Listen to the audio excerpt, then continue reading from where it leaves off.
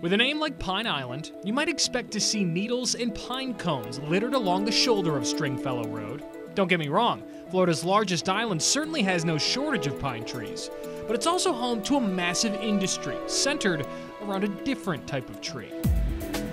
I think palm trees are representative of what the state of Florida is. When you think of Florida, you think of only a few things, and palm trees are probably up at the top of that list. Arguably, Florida's favorite. These right here are going to be probably 5,000, 6,000 Pounds? Mm-hmm. Oh my gosh.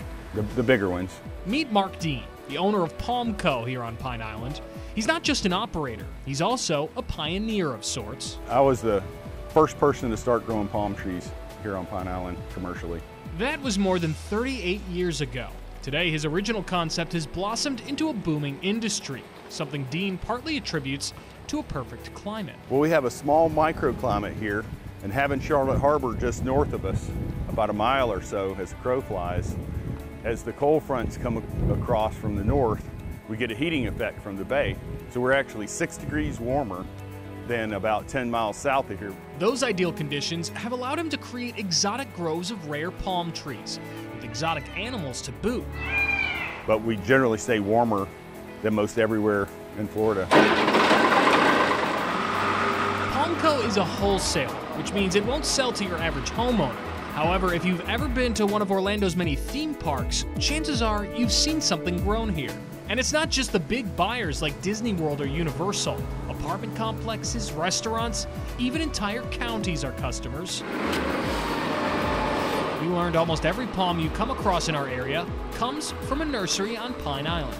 They probably don't know, but they've seen our material before somewhere. I mean, we provide material all over the state to sometimes you may call it the happiest place on earth. So this is the loader. It's what Palmco uses to transport a palm tree that's been cut out of a hole like that. From there, it's loaded onto a truck and taken wherever it needs to go. Obviously, moving a 1,000-pound tree is no easy task.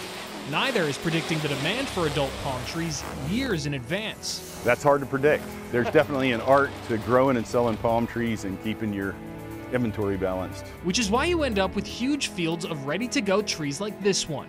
Because you never know when someone's going to want their own little slice of paradise. Royal palms are especially popular for us. Our coconut palms, we grow a specific type of coconut palm called the Maypan. So while it'll always be known as Pine Island, you could also consider this place Palm Island, an agricultural community dedicated to creating tropical vibes by growing and distributing these tropical trees. Names aside, one thing's for sure. It's kind of a symbol of the island if you really think about it. I mean, so many people know those groves when they come visit because it's something they've never seen before, so it's really cool to be a part of that. Reporting from Pine Island, Alex Howard, ABC 7.